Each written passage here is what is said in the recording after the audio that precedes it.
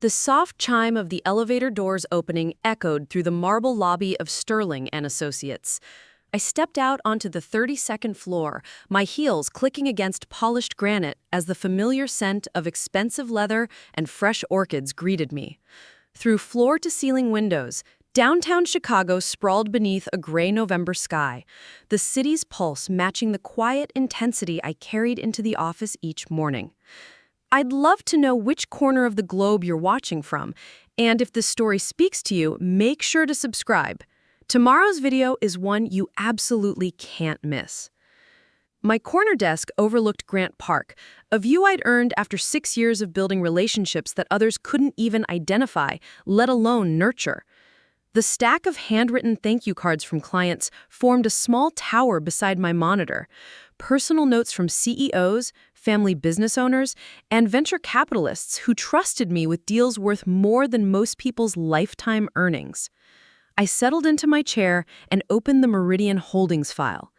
8 months of careful cultivation had led to this moment, an $8.2 million acquisition deal between the Japanese tech conglomerate and Sterling's longtime client Blackstone Industries. The contract sat in my locked drawer, every clause negotiated through late-night calls with Tokyo, weekend meetings at private clubs, and countless cultural nuances that had taken years to master. The aroma of jasmine tea drifted from the ceramic cup on my desk, a gift from Hiroshi Tanaka, Meridian CEO after our first successful collaboration 3 years ago. He trusted exactly 3 people in America with his company's expansion plans. I was one of them. My phone buzzed with a text from my assistant Maya. "Richard wants to see you in the conference room, now." The knot in my stomach tightened. Richard Kellerman had been circling my accounts like a vulture since joining Sterling 6 months ago, fresh from a failed startup and armed with an MBA he mentioned in every conversation. His corner office reeked of ambition and cheap cologne, and his smile never quite reached his calculating eyes. I walked down the hallway, passing the awards wall where my name appeared on half the plaques. Deal of the Year 2019, Client Retention Excellence, International Relations Champion. The conference room door stood slightly ajar, and I could hear Richard's voice through the crack, confident and dismissive. "Catherine, come in." He gestured to the chair across from him, his suit sharp enough to cut glass, but his tie slightly crooked, a small imperfection that somehow made his polished facade more unsettling. The mahogany table between us reflected the gray sky outside, and I noticed he had positioned himself with his back to the windows, forcing me to squint against the light. "I've been reviewing the Meridian deal," he began, sliding a folder across the table. My heart stopped. Inside were photocopies of my private notes, client profiles, and negotiation strategies, information that should have been locked in my secure files. Impressive work, really, but I think it's time we discussed your role moving forward. The words hung in the air like smoke. I kept my expression neutral. Years of high-stakes negotiations teaching me never to show weakness in moments like this. "I'm not sure I understand." Richard leaned back, his fingers steepled like a corporate predator savoring the hunt. "Sterling is evolving, Catherine. We need leaders who can think bigger, scale operations, delegate effectively. You've done excellent work building these relationships, but frankly," he paused, letting the silence stretch until it became uncomfortable, "anyone can maintain client relationships once they're established. What we need now is strategic vision." The fluorescent lights hummed overhead, and I could hear the distant sound of traffic 32 floors below. My mind raced through the implications. The months of cultural research, the trust I'd built through shared meals and carefully chosen gifts, the language barriers I had navigated with patience others couldn't muster. "The Meridian deal specifically," he continued, sliding the folder toward him, "will be transitioning to my direct oversight. You'll remain involved, of course, but in a supporting capacity. I'll be taking the lead on the closing meeting next week." I felt something cold settle in my chest. Not anger, not yet, but a crystalline clarity that comes when someone shows you exactly who they are. "Richard, you understand that Hiroshi Tanaka specifically requested to work with me. The cultural protocols alone require—" "Richard," He held up a hand, dismissing my concerns like swatting a fly. I appreciate your attention to detail, but business is business. Numbers don't care about cultural protocols. Results speak louder than relationships. His smile sharpened. Besides, anyone can learn to bow properly and drink tea. What matters is closing the deal. The words hit me like a physical blow.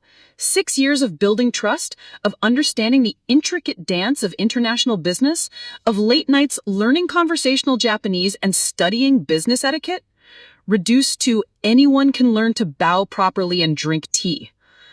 I stood slowly, my hands steady despite the storm brewing in my chest. I see. Good. I knew you'd understand. He was already turning his attention to other papers, dismissing me as if I were a minor inconvenience he'd successfully managed. I'll need your client files transferred to by tomorrow morning. And, Catherine, let's keep this transition smooth. No need to worry Tanaka-san with unnecessary details about internal restructuring. I walked back to my desk in a haze, the weight of betrayal pressing against my ribs like a vice. Maya looked up from her computer, her dark eyes immediately reading the tension in my posture. She'd been with me for 3 years, watching me build relationships that others in the firm could only dream of accessing. "What happened?" she whispered. I sat down heavily, staring at the Meridian file still open on my screen. Months of emails, meeting notes, cultural research, and trust-building exercises that Richard would never understand. He saw numbers and signatures. I saw the pause in Hiroshi's voice when he asked about my family, the careful way he'd inquired about American business customs, the respect he'd shown for my expertise when other firms had failed to even get a meeting. "Pack up my personal files," I said quietly. "All client correspondence, research notes, everything that isn't officially Sterling property." Maya's eyes widened. "Catherine, what are you?" "Richard Kellerman thinks anyone can do my job." I opened my desk drawer and pulled out the handwritten thank you cards, each one a testament to relationships built on mutual respect and cultural understanding. Let's see how that works out for him. I spent the next hour methodically removing every trace of my personal investment in the Meridian deal, the cultural etiquette guides I'd purchased with my own money, the language learning materials, the detailed profiles of each Meridian executive's background, family, and business philosophy, insights that had taken months of careful observation to compile. By the time I left Sterling & Associates that evening, my briefcase contained everything Richard would need to maintain professional relationships: contract templates, meeting schedules, and basic contact information. What it didn't contain was the invisible foundation those relationships were built on: trust, cultural competence, and the kind of patience that couldn't be learned from a handbook. As the elevator descended through the darkening Chicago skyline, I pulled out my phone and composed a single text message to Hiroshi Tanaka. "I hope you are well. I wanted to personally inform you that there will be some changes to the Sterling team structure. I will no longer be your primary contact on the Blackstone acquisition. Richard Kellerman will be taking over as lead negotiator. I wish you continued success." I hit send and watched the message disappear into the digital ether, carrying with it the first domino in what would become Richard's education in the true value of relationships money couldn't buy. The lobby doors opened onto Michigan Avenue, where November wind cut through the canyon of buildings like a blade. I pulled my coat tighter and stepped into the Chicago night, carrying with me the quiet certainty that some lessons can only be learned the hard way. Behind me, Sterling & Associates glittered against the dark sky, its windows blazing with the light of ambitious people working late into the night. In one of those windows, Richard Kellerman was probably reviewing the Meridian files, confident that he'd successfully streamlined an inefficient process. He had no idea that the most important parts of the deal existed nowhere in those files. They lived in handshakes, shared conversations, and the kind of trust that takes years to build and seconds to destroy. Tomorrow, he will begin to learn the difference between managing accounts and nurturing relationships. I hailed a taxi and settled into the back seat, watching the city lights blur past the window. The driver asked where I was going, and for the first time in 6 years, I realized I had complete freedom to choose. The coffee shop on Oak Street became my temporary office, a warm refuge from the November chill where I could watch Sterling's world crumble from a comfortable distance. My laptop sat open on a corner table, surrounded by the gentle murmur of morning conversations and the hiss of the espresso machine. 3 days had passed since I'd walked out of Richard's meeting, and my phone had been suspiciously quiet. That silence ended abruptly when Maya's name flashed on my screen. "Catherine, thank God you answered." Her voice was strained, barely above a whisper. "You need to know what's happening here." I sipped my latte and waited, savoring the rich foam as Maya painted a picture of chaos I'd seen coming from miles away. Richard called Hiroshi yesterday for their first check-in meeting. He started by suggesting they move the closing date up by 2 weeks to maintain momentum. Maya paused, and I could hear papers shuffling in the background. Hiroshi asked about the cultural compatibility assessment you'd been working on, and Richard told him it wasn't necessary, that Sterling doesn't usually overcomplicate deals with cultural considerations. I closed my eyes, imagining Hiroshi's reaction. In our very first meeting, he'd explained that Meridian's expansion philosophy centered on cultural integration. They'd walked away from bigger deals because the cultural fit wasn't right. It was the foundation of everything we'd built together. "It gets worse," Maya continued. Richard scheduled the contract review for this Friday at 2 p.m., right during what he called regular business hours. He told Hiroshi that Sterling doesn't accommodate unusual scheduling requests for international calls. My blood ran cold. Hiroshi had specifically requested morning meetings to align with Tokyo business hours, allowing him to discuss details with his board in real time. It was a crucial element of his decision-making process, something I'd learned during months of careful observation and cultural research. "Maya, who else knows about the scheduling conflict?" "That's the thing. Richard didn't tell anyone else about Hiroshi's response, but I saw the email before it got buried in Richard's inbox." Her voice dropped even lower. "Hiroshi thanked him for the information and said he would consider his options." I knew that phrase. In Japanese business culture, "consider his options" was diplomatic language for "this partnership is over unless something changes dramatically." Hiroshi was giving Sterling one last chance to demonstrate they understood the gravity of the situation.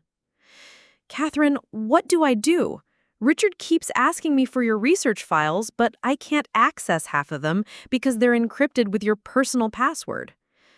I smiled despite the brewing storm. Every relationship profile, cultural analysis, and strategic insight I'd developed over 6 years was protected behind security measures I'd implemented specifically for situations like this. My work wasn't just locked away, it was completely inaccessible without the foundational understanding that couldn't be downloaded or copied. "Tell Richard the files are archived in the secure server. Give him the basic folder access, meeting schedules, contract templates, standard correspondence. Let him think that's everything he needs." After ending the call, I walked to the window and watched Michigan Avenue come alive with morning traffic. Somewhere in that steel and glass canyon, Richard was probably feeling confident about his streamlined approach to the Meridian deal. He'd eliminated what he saw as unnecessary complications, imposed efficient American business standards, and reduced a complex cultural negotiation to a simple contract signing. What he hadn't considered was that Hiroshi Tanaka hadn't built a billion-dollar company by accepting partners who didn't understand the importance of respect, cultural sensitivity, and long-term relationship building. The man who'd sent me handwritten thank you cards after every successful collaboration wasn't going to sign an $8.2 billion deal with someone who treated his cultural preferences as inconvenient obstacles. My phone buzzed with a text from an unknown international number. "Catherine Son, I hope this message finds you well. I understand you are no longer with Sterling. May I ask if you have availability for a brief conversation at your convenience? Hiroshi Tanaka." I stared at the message for a long moment, understanding its implications. Hiroshi wasn't just reaching out for a friendly chat. He was gauging whether the relationship he'd built with Sterling was salvageable, or if it had been permanently damaged by management that didn't understand the value of what they'd lost. Instead of responding immediately, I pocketed my phone and ordered another latte. The next few hours would tell me everything I needed to know about how quickly Richard's efficiency-focused approach would unravel. By Thursday afternoon, the full scope of the disaster was becoming clear. Maya's updates painted a picture of mounting panic as Richard finally began to grasp the complexity of what he had inherited. He's been calling me every hour asking for your notes on Hiroshi's communication preferences. Apparently, Hiroshi sent an email requesting a detailed cultural integration timeline, and Richard has no idea what that means. I could picture Richard frantically searching through the standard files I'd left behind, finding meeting schedules and contract drafts, but none of the cultural intelligence that made those documents meaningful. The real work, understanding Hiroshi's decision-making process, his board's expectations, the importance of consensus building in Japanese business culture, existed only in my memory and in encrypted files he couldn't access. There's more, Maya continued. Richard scheduled a conference call with the Blackstone Industries team to align expectations for the closing meeting. He spent 20 minutes explaining how Meridian's cultural requirements were outdated obstacles that Sterling would help them eliminate. I nearly choked on my coffee. Blackstone's CEO, Patricia Williams, had specifically chosen Sterling because of our reputation for handling complex international deals with cultural sensitivity. She'd told me personally that previous firms had lost deals by treating cultural considerations as optional extras rather than fundamental requirements. How did Patricia respond? Maya asked Richard to send her a detailed breakdown of his experience with Japanese business culture and a list of similar deals he'd successfully closed. Maya's voice carried a note of dark satisfaction. He's been scrambling to put together a portfolio ever since. The irony was almost poetic. Richard had dismissed my 6 years of relationship building as something anyone could do. But now he was desperately trying to demonstrate expertise he'd never actually developed. Meanwhile, Hiroshi was still waiting for someone to show him the respect and cultural understanding that had been the foundation of our successful partnership. Friday morning arrived with the weight of inevitability. I sat in my usual corner of the coffee shop, laptop open but forgotten, as I watched the minutes tick toward 2 p.m. Richard's scheduled time for the contract review that would either save or destroy the $8.2 million Meridian deal. My phone remained silent until 2:47 p.m., when Maya's name appeared on the screen. "Catherine, it's over!" Her voice was hollow, drained of the panic that had characterized our conversations all week. Richard called the meeting at exactly 2 p.m. Chicago time. Hiroshi joined the call, but he sounded different, formal, cold. I closed my eyes, already knowing how the conversation had unfolded. Richard launched into a presentation about streamlining the closing process and eliminating unnecessary delays. He told Hiroshi that Sterling had revised the cultural integration timeline to make it more realistic and cost-effective. Maya paused, and I could hear her taking a shaky breath. Hiroshi listened for about 10 minutes without saying a word. Then he thanked Richard for his time and said that Meridian would be withdrawing from the acquisition. The words hung in the air like smoke from an extinguished candle. 8 months of careful negotiation, cultural bridge building, and trust development had been destroyed in a single meeting by someone who thought business relationships were interchangeable commodities. Did he give a reason? He was very polite, very formal. He said that Sterling's new approach demonstrated a fundamental misalignment with Meridian's values and business philosophy. He thanked us for our time and wished us success with future endeavors. I sat back in my chair, feeling a complex mixture of vindication and sadness. The vindication came from being proven right about the irreplaceable value of genuine relationship building. The sadness came from watching years of careful work destroyed by arrogance and short-sightedness. "Maya, what's happening at the office?" "Chaos." Her voice was barely a whisper. Richards locked himself in his office, trying to call Hiroshi back. Patricia Williams is furious. She just lost a major client because of Richard's expertise. The partners are having emergency meetings, and everyone's asking where you are. I looked out the coffee shop window at the late afternoon sun, casting long shadows across Oak Street. Somewhere in Sterling's gleaming offices, Richard was learning the hardest lesson of his professional life. That expertise isn't just about knowing facts or following procedures. Real expertise is about understanding people, cultures, and the invisible foundations that make business relationships work. Maya, I need you to do something for me.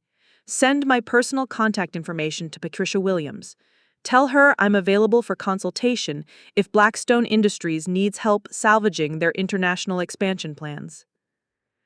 As I ended the call, my phone immediately buzzed with Hiroshi's message thread. This time, I responded, Tanaka-san, I would be honored to speak with you at your convenience. I am currently consulting independently and would welcome the opportunity to discuss how I might assist with your expansion plans. His response came within minutes. Catherine-san, your departure from Sterling has been most unfortunate for all parties involved. Would you be available for a conversation at 9 a.m. Chicago time tomorrow? I believe we have much to discuss about the future of our business relationship.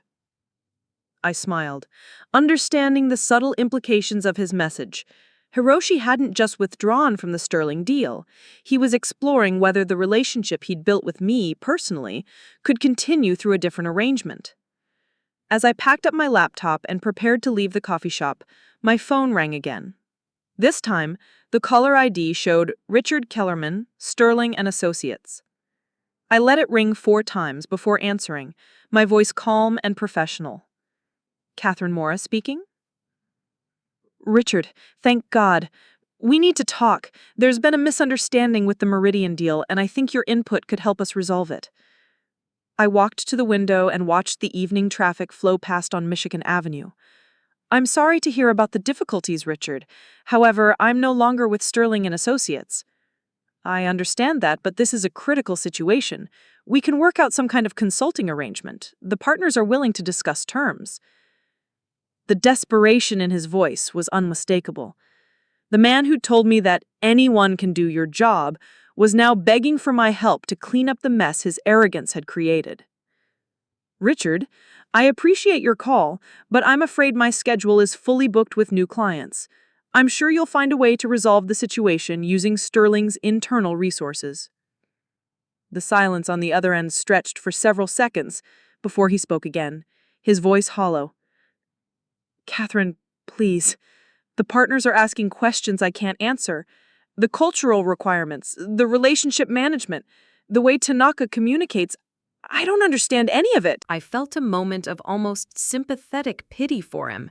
He'd been so confident that business relationships were simple, transactional arrangements that anyone could manage. Now he was facing the reality that 6 years of cultural expertise couldn't be replaced by MBA theories and aggressive efficiency. Richard, you told me that anyone can learn to bow properly and drink tea. You said that business is business, and numbers don't care about cultural protocols. I kept my voice gentle, almost kind. I'm sure you'll figure it out. I ended the call and slipped my phone into my purse, feeling lighter than I had in months. Tomorrow's conversation with Hiroshi would determine whether the relationship we'd built could survive Sterling's sabotage. But tonight, I was free to enjoy the satisfaction of watching someone learn that expertise isn't just about knowing facts. It's about understanding people, respecting cultures, and building the kind of trust that can't be downloaded from a database. As I walked out into the Chicago evening, I could picture Richard sitting in his corner office, surrounded by files that couldn't teach him what he needed to know, trying to rebuild a bridge he'd burned without ever understanding its true value. The best part was that he was finally beginning to understand the difference between managing accounts and nurturing relationships. Unfortunately for him, that education was costing Sterling and Associates exactly $8.2 million. 2 weeks after the Meridian deal collapsed, I sat in Patricia Williams' corner office at Blackstone Industries, watching the Chicago skyline through windows that offered a different perspective on the same city I'd observed from Sterling's 32nd floor. The mahogany conference table between us held contracts for 3 separate consulting projects, each one a direct result of Richard's spectacular failure to understand the value of genuine expertise. "Catherine, I'll be direct," Patricia said, sliding the signed agreements across the polished wood. Sterling's handling of the Meridian situation was a masterclass in how not to manage international partnerships. When I saw what happened, I realized we needed someone who actually understands relationship building, not just contract negotiation. I reviewed the terms with quiet satisfaction. 6 months of exclusive consulting work focusing on cultural integration strategies for Blackstone's Asian expansion. The hourly rate was triple what Sterling had paid me annually, with performance bonuses tied to successful deal closures. More importantly, Patricia was giving me complete autonomy over relationship management, no interference from executives who thought cultural sensitivity was an optional expense.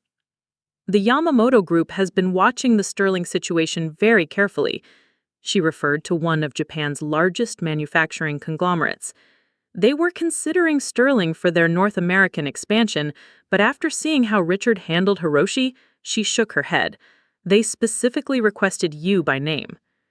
Through the window, I could see the Sterling and Associates building in the distance, its glass facade reflecting the late November sun. Maya had texted me that morning with updates from inside the company. Richard had been quietly reassigned to domestic deals, 3 international clients had requested different account managers, and the partners were conducting a comprehensive review of their cultural competency protocols. My phone buzzed with a message from Hiroshi. "Catherine-san, I wanted to inform you that Meridian has finalized our partnership with Blackstone Industries. Your guidance in restructuring the deal has been invaluable. We look forward to many successful collaborations." The irony was perfect. The $8.2 million acquisition that Richard had lost through cultural incompetence had been restructured and successfully closed through my independent consulting work. Hiroshi got the respectful, culturally sensitive partnership he'd originally sought. Patricia got access to Japanese markets that Sterling's approach would have made impossible, and I got the professional freedom I never knew I wanted.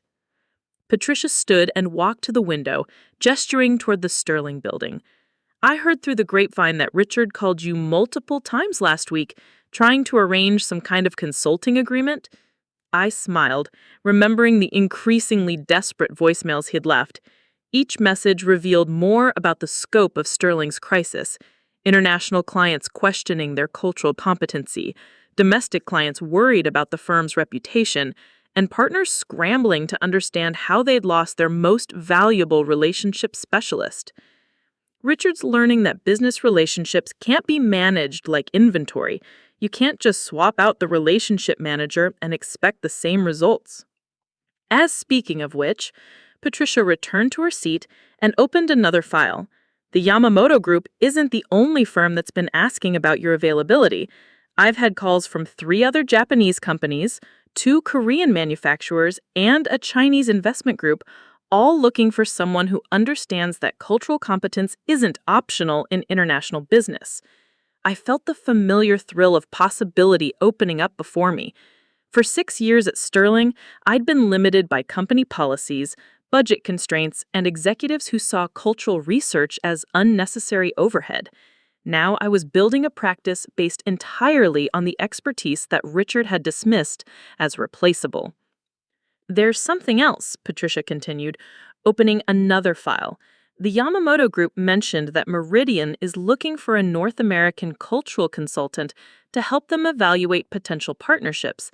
It's a retainer position, 6 figures annually plus project bonuses. He specifically asked if you might be interested." The offer represented everything I'd never dared to imagine at Sterling: financial security, professional respect, and the freedom to work with clients who valued genuine expertise over corporate efficiency metrics. More importantly, it validated the years I'd spent learning languages, studying cultural protocols, and building the relationships that others saw as optional business expenses. My phone rang, interrupting our conversation. The caller ID showed Sterling and Associates main line.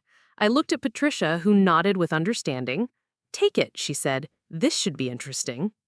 Catherine Morris, speaking. "Catherine, this is James Patterson." The senior partner's voice was formal but strained. "I hope you're well. I was wondering if we could arrange a meeting to discuss your potential return to Sterling and Associates." I leaned back in Patricia's guest chair, savoring the moment. James Patterson had barely spoken to me during my 6 years at the firm, treating me as competent but unremarkable middle management. Now he was personally calling to request my return. "I appreciate your call, James, but I'm quite satisfied with my current consulting practice. I understand you've found success as an independent consultant, and I want you to know that Sterling recognizes the value of your expertise." His tone suggested he was reading from prepared notes. "We're prepared to offer you a substantial salary increase, your own department, and complete autonomy over international relationship management." Through Patricia's window, I could see the Sterling building catching the afternoon light. Somewhere in those gleaming offices, executives were scrambling to understand how they'd allowed their most valuable specialist to walk away. The offer James was making represented everything I might have wanted 6 months ago: recognition, authority, financial compensation commensurate with my expertise. "James, that's a generous offer, but I'm afraid my consulting schedule is completely booked for the next 18 months. The silence stretched for several seconds before he spoke again, his professional composure finally cracking. "Catherine, I'll be frank. The Meridian situation has created some challenges for our international practice. Several clients have expressed concerns about our cultural competency, and we're facing some significant relationship management issues." I could picture the scene: emergency partner meetings, angry clients, and the gradual realization that Richard's streamlined approach had destroyed relationships that had taken years to build. The man who dismissed cultural protocols as unnecessary complications was now costing the firm millions in lost revenue and damaged reputation. "I'm sure the team will find a way to address those challenges," I said gently. "Sterling has many talented professionals." "Catherine, please. We made a mistake. Richard's approach was misguided. We're prepared to make this right." The desperation in his voice was unmistakable, but I felt no anger, no desire for revenge. Instead, I felt something much more powerful: complete professional freedom. I was no longer an employee hoping for recognition from executives who didn't understand my value. I was an independent specialist with more opportunities than I could handle, working with clients who respected expertise rather than dismissing it. "James, I appreciate your honesty, but my decision is final. I wish Sterling success with your internal restructuring." After ending the call, I turned back to Patricia, who was watching with obvious amusement. "That sounded like a substantial offer," she said. "It was. But I've learned something important these past few weeks. The best revenge isn't making them pay for underestimating you. The best revenge is building something so much better that you never have to go back." Patricia smiled and raised her coffee cup in a mock toast to professional independence, to never being replaceable again. As I left Blackstone's offices that evening, my briefcase contained signed contracts worth more than I'd ever imagined earning, project specifications that would challenge and fulfill me professionally, and the contact information for international clients who valued genuine cultural expertise over corporate efficiency. The Chicago evening was crisp and clear, the city lights beginning to twinkle against the darkening sky. I walked past the Sterling and Associates building without looking up, no longer interested in the drama playing out behind those windows.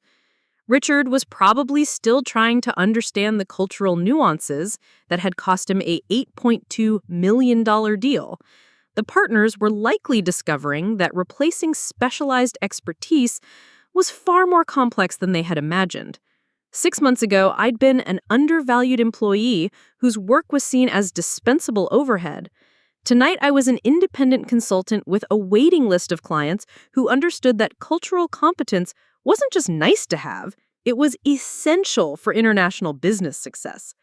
My phone buzzed with a text from Maya. Heard you closed the Yamamoto Group deal. Richard asked me what you're charging for consulting. Should I tell him? I smiled and typed back. Tell him my standard rate is $400 per hour with a 6-month minimum engagement. And Maya, start updating your resume. I'm looking for an assistant. As I hailed a taxi to take me home, I reflected on the strange journey that had brought me here. Richard's dismissive words, "Anyone can do your job," had been the catalyst for discovering that my expertise wasn't just valuable, it was irreplaceable. The clients who trusted me with their most important international relationships hadn't been buying contract negotiation skills. They'd been buying cultural intelligence, relationship intuition, and the kind of expertise that couldn't be learned from a manual or downloaded from a database. The taxi pulled away from the curb, carrying me toward a future I'd never imagined when I first walked into Sterling & Associates 6 years ago. Behind me, the lights of the business district glittered like stars, each window representing dreams, ambitions, and the endless human drama of professional life.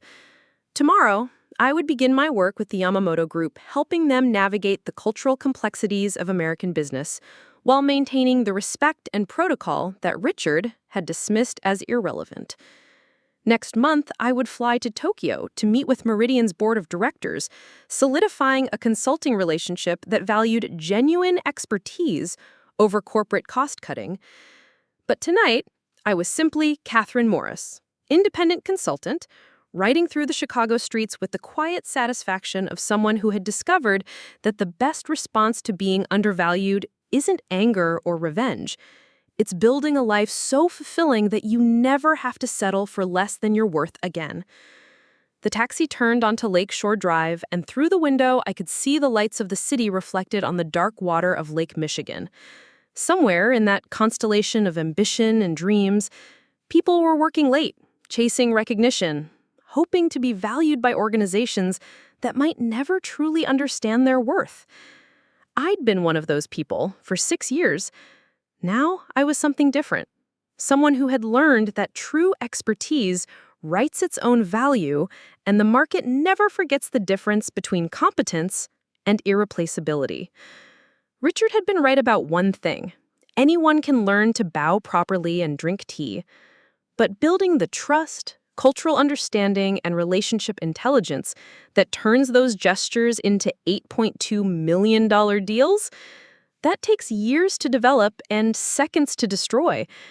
The irony was that in trying to replace me, he'd proven exactly why I couldn't be replaced. And in walking away from Sterling, I discovered something even more valuable than job security: the knowledge that my expertise had its own market value, independent of any employer's recognition or appreciation. As the taxi carried me through the glittering Chicago night, I smiled at the thought of all the opportunities waiting in my inbox, all the clients who valued genuine relationship building over corporate efficiency, and all the cultural bridges I would help build in the months and years ahead. The best part wasn't that Sterling had lost their most valuable international specialist.